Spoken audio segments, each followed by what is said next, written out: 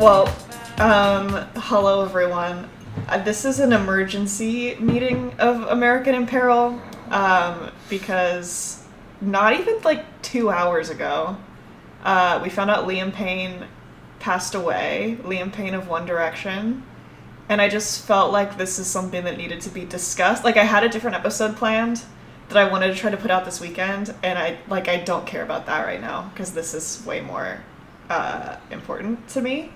So I've brought on my friend Mikayla /Bucky/Marty to to talk about this with me, because they also love One Direction and have thoughts on this, I'm sure. So yeah, I found out from your text. I found out my friend Megan called me on the phone, and she never calls me. The only other time she called me, actually, like in recent memory, is when there was an attempt on Trump's life, and she just wanted to make sure that I was aware, I guess. She's a harbinger of death and destruction. And so she called me and was like, are you home? Like, Google One Direction right now. And I was like jokey about it at first. I was like, oh no, she was like, it's not good. And I was like, oh man, like, yeah. And then I did. And then there was like headlines from the oldest one I saw was 15 minutes ago. So I was like, this is like very really fresh. fast. Yeah. And then I talked to Megan for like a minute about it, and then she had to go back into work. And I texted you a screenshot. Yeah, I'm glad you sent me that article and not the TMZ one, because I immediately went on Twitter and saw that the main discourse on Twitter was about how TMZ had posted photos of the body. So I immediately went to the site that you had screenshotted and not TMZ, which I think was the top hit on Google. So I'm glad I've not seen his body. Because somebody at work did come over to me, and they genuinely looked very upset, and they were like, oh my god, did you hear? And I was like, no, well, yes, I did hear. I'm assuming you're talking about Liam. And they were like, yeah, I just like saw his body. I'm like very not okay. So no.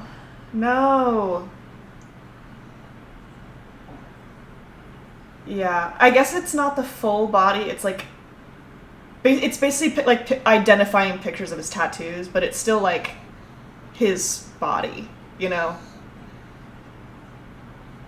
Upsetting. Yeah, and obviously probably not something that like anybody, like girlfriends, parents, anybody probably wants like published, so. I didn't look into it any further than just those headlines that I saw. Yeah. I think you and Megan did a little bit, because like I also sent you a snippet from an article she sent me that was sad. Yeah. It seemed like, I asked her if she thought it seemed intentional, and it kind of seems like maybe. Yeah. And I don't know how to feel about it still. Like, it's been a couple hours. This is like just really weird and sad, and I don't know. Yeah. Weird and sad, I think, is how I feel about it. Because like, I have been aware that Liam is like, of all the people in One Direction, and this is just, we're telling the truth on this podcast, because frankly nobody involved in his life is going to listen to it, maybe the least liked out of the One Direction members. Yeah. Like, both personally and professionally, and like maybe by fans. And I knew that he struggled with like alcoholism, and that he'd had like mental health problems and stuff like around the time One Direction broke up, because he was the one who really didn't want them to break up. So I don't know. I can kind of believe maybe there was like some mental health stuff involved in it. It's just really sad. I didn't know that bit that you said at the Yeah. end, that he wanted them to, like, he didn't want them to break up. Yeah, he was like the only one that didn't want to do it. Like, he wanted to keep doing it. It's really sad. That's really sad. I might get a little emotional. That's okay. Yeah. I can keep that in or not, depending on how you feel about that. We'll see. Probably not. I have a pretty ugly cry face. If I actually cry. It's okay. It's okay. I have seen your cry face. It's okay. You have an okay cry face. Thanks. I feel like that's you just get a very big frown. Yeah. The facial muscles from like here down get really activated. I also, something that sticks out in my head about Liam is I feel like I heard this in the documentary, the This Is Us documentary about One Direction. Or I have no idea what it's from. It could have been a TikTok or something, but it all gets jumbled after a while if you've watched enough.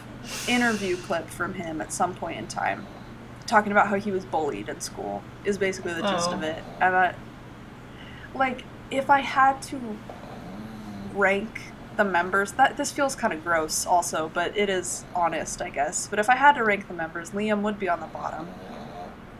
But that's not, like, I still just feel for him, and he still, like, was a big part of creating something that I really cared about, like music, that I think is very, like, regardless of whether you think One Direction is good or not, it's very important to me. It became important to me in 2020 because 2020 sucked and One Direction didn't suck.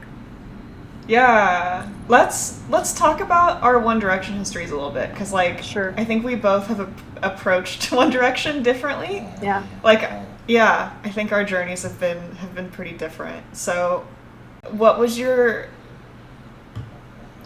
do you have like a moment where you remember like, oh wait, maybe this is kind of good? Like, yes, I would say yes. I feel like the full timeline though has to include Harry Styles, because actually the moment would be you and I driving up to Sasquatch Festival in 2017. You showed me Harry Styles' solo album, the first one. And I was like, oh shit, this is really good. I like this. Prior to that, I think I knew like What Makes You Beautiful and maybe one other One Direction song. I didn't care to listen to them. I didn't like know anything about them. Other than, again, in the theme of honesty, in middle school, I think middle school, I would take some like quizzes, some online like which One Direction member would be your boyfriend quizzes, you know what I mean? Anyways. Yeah, we've all been there. Yeah, so I was aware of them from I used to get Zayn. Who did you used to get? I don't think I was always very honest taking those quizzes because I knew my favorites, and so I answered to get my favorites. Yeah. Your favorite is Niall, correct? At the time, it was Niall. Now it's Harry. Okay. Yeah. Now it's Harry. Okay. But Harry, Niall. Yeah. Yeah. Mine in high school was Zayn, because I thought Zayn was really hot. Mm-hmm. Now as an adult, I agree. I think it's Harry. Just because Harry's, like, clearly, you know... Like, someone at work also said this, and I totally agreed with them. Everybody else in the band, you kind of can refer to by their first names, and you do know who you're talking about, but, like, you say Harry, and it's like you feel like you need to say Harry Styles, because it's such a name, and it's such like a household institution, just like the idea of Harry Styles. Interesting. Yeah. I feel a different kind of parasociality about him, where I feel like I can say Harry and I'm talking about a friend. I see. Okay. No, that makes sense too. But anyways, like, just furthering my timeline of interest, I was like a moderate fan of Harry Styles' solo stuff. Every once in a while I would refer back to... His first solo album is really good. Honestly, one of my favorites today. It's got some bangers. Yeah. And beginning of 2020... Well, April of 2020, so like a month into the COVID lockdown in Washington State, I was listening to the Harry Styles album a lot, and I was listening to like interviews and stuff, and like eventually obviously that led me to like a One Direction interview, and I was like, maybe I'll give One Direction a try. Let's check this out. And then I was basically like hooked because it was so like just happy and poppy and like an escape from the shittiness of spring of 2020. Nice. Yeah, and then like in and out of phases, I learned about a lot of One Direction lore and about the members, and I only watched This Is Us, the documentary, earlier this year, which was really fun. I watched that with Megan. And Megan also was instrumental in my One Direction journey. She was very excited. Megan's like a lifelong One Direction. Yeah. She saw them in like 2013, I think. She saw them live somewhere around there. That's iconic. Good for Megan. Yeah.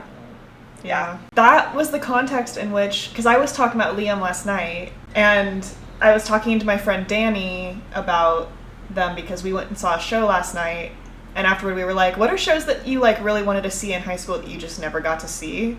And we both said like One Direction. Yeah. Because I was like closeted One Direction fan, so I didn't want to tell my parents like, I might be interested in going up to Tacoma and seeing that. So I didn't see them. And then Danny, her parents, said it was too expensive. So we were like, damn, like that would be really great. And we were talking about the idea of a potential reunion. And literally her words verbatim were like, I bet Liam is the one who's most like excited for a potential reunion. And now I'm like, what the like that was like less than 24 hours ago. That's really fucking sad. It's really sad because like I would love that. And like it doesn't mean that we never get a reunion, because there's 4 that are still here, but it's very sad because I do think that like he probably would have been down, obviously. I think we all know this, and it's too bad. It's so dude, yeah. I was having a conversation about Liam Payne on Monday, I think 2 days ago. Well, I can talk about my One Direction. Your journey. My journey. Yeah. I remember listening to, because I used to go on iTunes and just like listen to clips of songs, because I like to try to find stuff. It was like a game for me. And What Makes You Beautiful was like toward the top of the charts. Like one day just shot up to the top of the charts, and I was like, oh, what is this? And I listened to it, and I was like, damn, this is fucking garbage. And then I immediately put on Call Me Maybe, and that was the first time I ever listened to Call Me Maybe as well. And I was like, wow, this is so good. That's so incredibly 2011? Probably, like early 2012, late 2011. So that was that for like a year and a half, and then we got into Dan and Phil, and they used to talk about One Direction a lot. And I was like, okay, you know, it sounds like One Direction has like a couple albums out at this point. And I got really into Kiss You and Live While We're Young. Good Those ones. were my 2, like, my gateway songs. One Thing also I liked. And I remember when, I guess it would have been, which one's their 3rd album? Is that Midnight Memories? Yes. Okay, I remember when Midnight Memories came out, and I liked most of that album, and I think I told the group chat, and everybody was like, okay. And I just never talked about it again. Yeah. But I really liked that, and like, basically every album got better, which was exciting, and it was nice to have a little secret treat every once in a while. And I think my favorite song in high school was Little Black Dress. I used to listen to that song a lot. And then Stockholm Syndrome, once that came out. I liked Stockholm Syndrome. Good ones. All good ones. Honestly, good ones. Very few bad ones, I think. Yeah. I don't like some of the ballads that much. I'm not a big fan of a One Direction ballad. And I honestly don't listen to, like, the first couple albums that much anymore. But All the bad ones are on the first couple ones.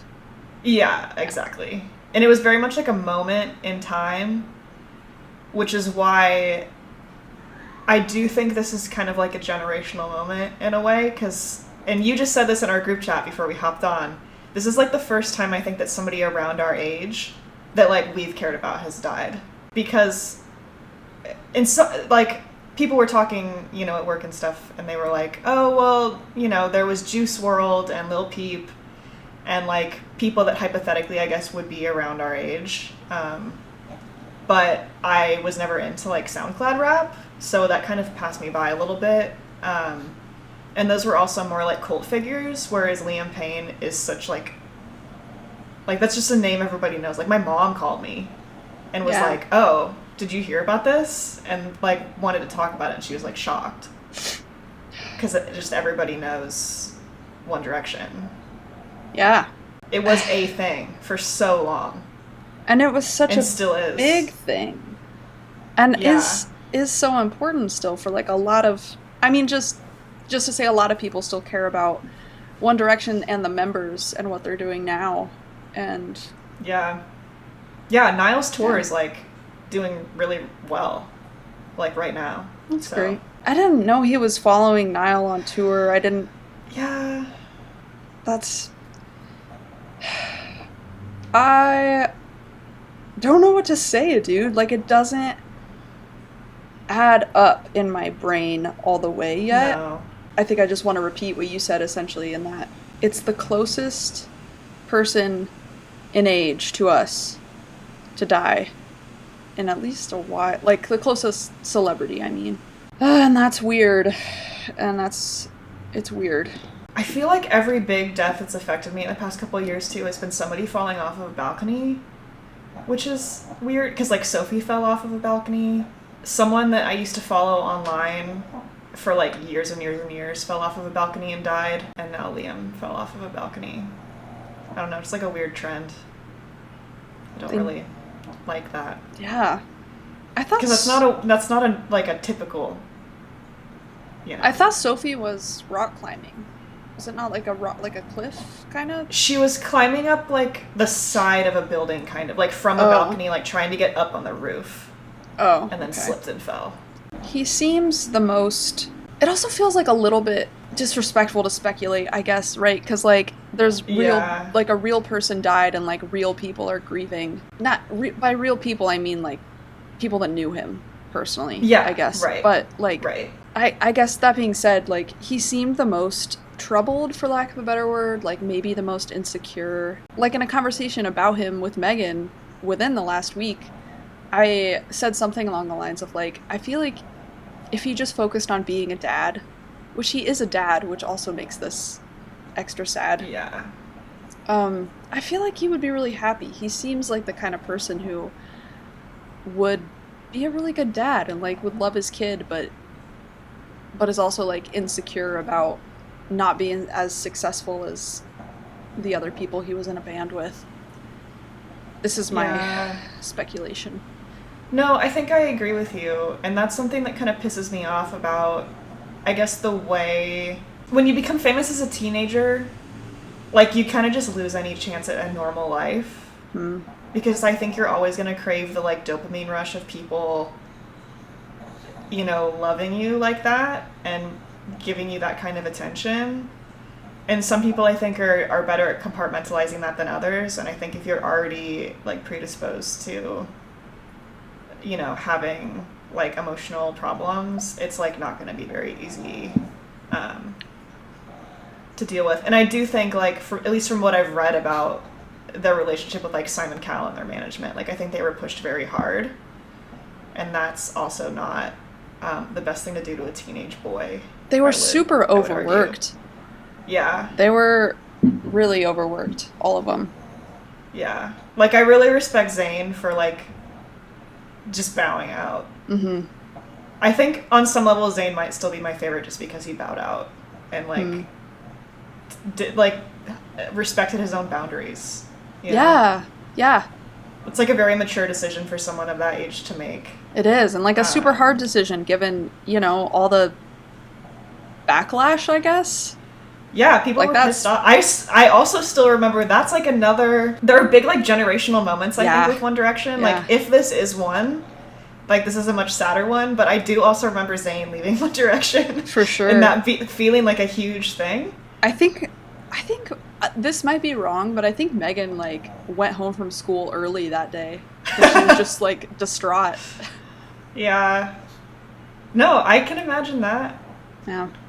Yeah. I was home from school that day, and I don't remember why. I think I might have just been sick, because I remember laying on the carpet in our, like, back living room, watching TV, and suddenly I was, like, scrolling through Tumblr, and it was like, whoa, Zayn isn't in One Direction anymore, and I was like, oh my god. That's like huge. Yeah. How could he do this? They were working them so hard. They were pumping out albums. They were constantly touring. And, like, I am thankful for all the material that is, like, available as a fan, I guess. But also, like, damn, they shouldn't have had to work that hard. No, for sure. Yeah. They were just kids. Yeah. They were, like, literal kids. I think they were mostly older than 18. But still, I don't know. Still basically a kid to me. I think Liam might have been the youngest one. Right? I or think is it Niall? I think Harry's the youngest out of the 5. It's Harry. Yeah. Okay. Oh, because Harry's not even 30 yet. I don't think. That's probably right. Because I remember X Factor Going to days, Google. Harry was the only one. I think Harry was 17 when it was formed, and the rest of them were 18, Okay. and maybe one of them was 9. No, I think Liam was the oldest. Because he just turned 30. Harry. Okay. Liam was, like, typecasted a little bit as, like, the dad of the group. Yes, I do remember that.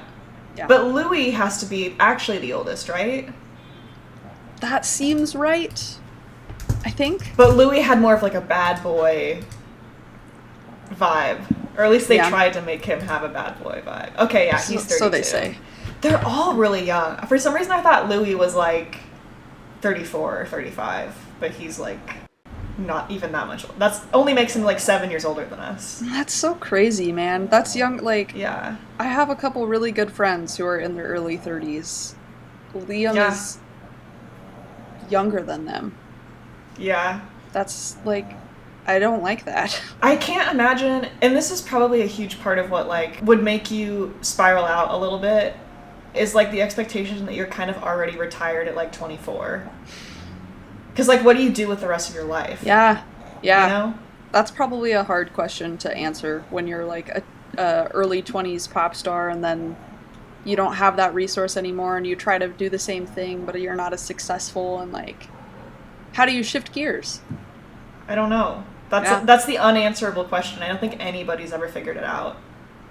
And that's, like, why you get people doing reunion tours for, like, ever. You know, like the Backstreet Boys. Well, I think some people figure it out. You just don't hear about them because they figure out how to live like quote unquote a normal life, you know? That's true. That's true. Yeah. I'm sure there are people out there that are adjusting fine. It's not impossible, but like I also feel like Liam probably had a hard, like I don't want to say hard life, but just, you know, he had a very obviously wealthy life, at least, so he had it easy in one way. Yeah. I feel like they have really bad adult influences around them, too. And, like, I think their parents were probably fine. Like, everything I've seen about One Direction's families seem pretty normal and typical. Yeah. But, yeah, like, their management, and, I mean, Harry was dating like a 30-year-old woman when he was 17. Liam dated a couple older women, if I remember correctly. I just think there were a lot of people that like wanted a piece of like, I guess the One Direction pie that were adults. Yeah. And that isn't good. There's no good lesson you can learn from that, I don't think. Besides, like, don't let people take advantage of you, but, you know, that comes with its own baggage. I have no idea, dude. Yeah. I don't know. I'm sad. I'm like fine. It is sad. But it's just sad. It is sad. Well, because you can acknowledge... It's weird, I'm in the phase where I'm acknowledging logically that it's sad, but the only thing I feel is, like, mildly nauseated. Like, I was sitting in the bathroom earlier, and I was just, like, reading tweets about it, and I just kept feeling, like, kind of sick. Talking about it, I feel, like, more fine, but I guess it's the way people talk about people after they've just died. I don't know. Yeah. That's what I kind of avoid, I guess.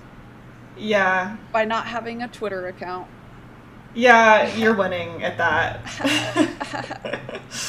No, a lot of people just like making jokes, and like a lot of people are like, oh, he deserved... I guess he has allegations of abuse, which I actually wasn't aware of until today. One of the ex-girlfriends did say that he abused her. So some people were like, oh, he's an abuser, so he doesn't deserve my sympathy. And I don't know. I think it's a lot more complicated than that. He doesn't have to deserve your This is interesting for me because this is the first celebrity to die that I have ever cared about, even marginally. Yeah.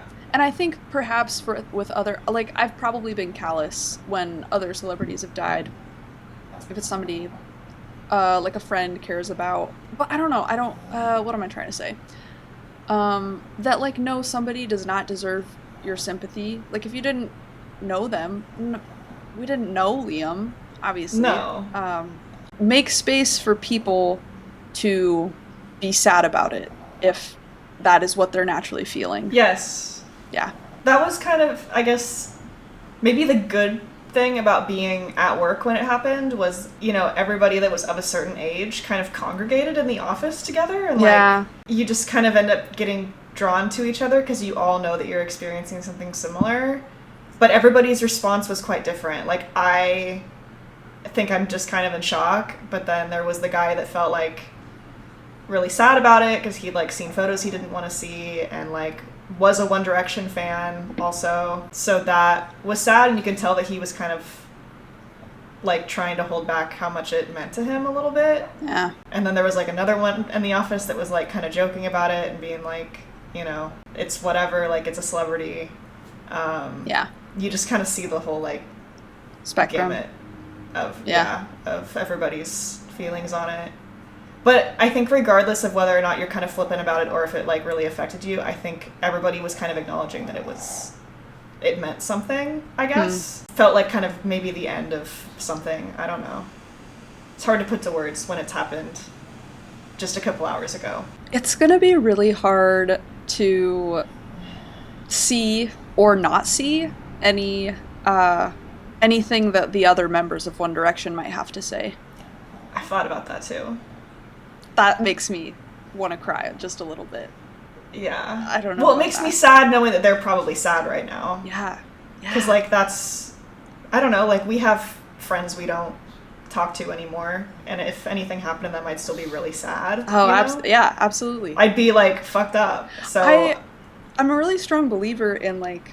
I just know this to be truth, like, a truth about myself is, like, if I have loved someone in the past, like regardless of what the situation is now, like I think they're always going to exist in like a unique place in my mind, like, and a part of me is like always gonna care about them, like to some extent.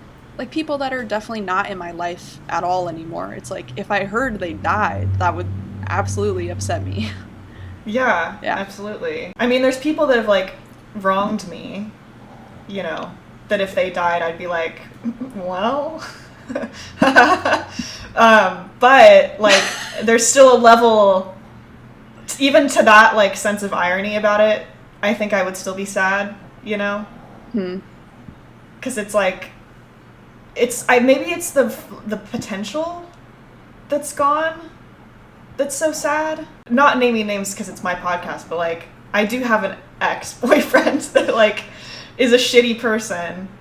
If he were to like, if something were to happen to him, part of me is like, oh, I would like be like, well, you know, it's over. The witch is dead. But I think there's another part of me that's probably stronger that would be very upset about it, because now there's no chance for that person to like figure out what's wrong with them, maybe, and like find some kind of redemption.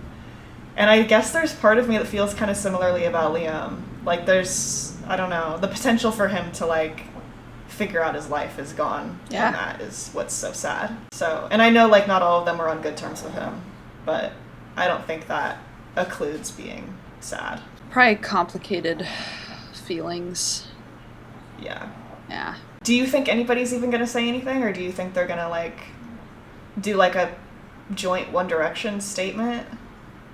I don't think they'll do a joint One Direction statement. I'd be really surprised if that happened. As far as like the other individual members, Niall and Harry, I half expect to say something. I genuinely have no idea about the other two though. And even Niall and Harry, like I really genuinely don't know. I really don't know. It might be a really personal thing for them. Yeah. I think it would make total sense if it was a really personal thing for them, and like they need some fucking time to figure out how they feel before saying anything to like such a big audience. Oh yeah. No, I wouldn't expect anybody to say anything even within the next like two or 3 days. Nah. It could be like weeks from now. Yeah. And like that would make sense to me. Yeah. And I honestly don't care if any of them do say anything because, like you said, it's so personal. Mm-hmm. But like the shitty thing is like people rely so much on like, official statements from celebrities nowadays as like signs of like a moral. I don't know, like a moral indicator on the situation, and I just think that's really fucked up, and I really don't. I hope they're not pressured into doing it, basically, either like by their management or by people messaging them on Instagram. Because obviously Harry has his DMs open. I would know. Because we DM him. I thought he closed them after what I sent him. He was like, green bag packers. Shout out. My tattoo. That's so fun. That's such a niche One Direction tattoo. Like, if you were to ever post that in like a One Direction subreddit or something and be like, this is my One Direction tattoo, everybody would be like, what the fuck do you mean? There's such a backstory to that tattoo. Yeah. Like, that's not even like that good a story. But you should tell it. We can end it on that. Okay. I have to explain this tattoo anytime. It's a good conversation starter, which is part of why I like tattoos to begin with. But okay, so it's April, May. It's probably like May 2020. Not long after my like obsession started to grow, I learned that Harry Styles is a Green Bay Packers fan. So is my dad. He's a big Green Bay Packers fan, NFL team, and the Green Bay Packers are the only NFL team that are like fan owned, I think, or something, or they don't have like one owner, you know. Anyways, you can, because of this, you can like buy shares of the Green Bay Packers. You can buy, I think buy shares. And so one Christmas, when I was a teenager or something, my dad got us, my whole family, shares of the Green Bay Packers. So technically speaking, I am part owner of the Green Bay Packers. I have no idea where this like certificate of ownership is. Like my shares, I don't know where that is or what that is. Yeah. But anyways, I sent a DM to Harry Styles on Instagram, not ever expecting him to see it, and he never did. But I said, although another tangent to this tangent, my best April Fool's joke was doctoring a screenshot to make it look like he had seen it and be like, oh my god, Harry Styles left me on red, and I sent it to you. I sent it to our group chat and everybody thought, but no, I doctored a photograph, a screenshot. Yeah. Anyways, he never saw it. But what I sent to Harry Styles was, hey, just so you know, I'm part owner of the Green Bay Packers, but I made a typo. And I said, I'm part owner of the Green Bag Packers. And that's why I have a green bag tattooed on my arm in the same spot where Harry Styles has his Green Bay logo tattoo. Anyways. It's really good. Yeah. Well, thank you for sharing your story. Thanks for doing this little, like, emergency podcast. It kind of felt good to process it further with you. No, thank you for coming on and talking about this. I know it's like not the easiest topic, but I think it matters to both of us, and I think upon reflection, it will matter in like a social historical sense, at least for like our generation. I just feel really bad about it, so it feels good to talk about it. And now I'm gonna eat Reese's Nutrageous. It's a bar that Lucas got me, so I'm gonna go get Nutrageous after this.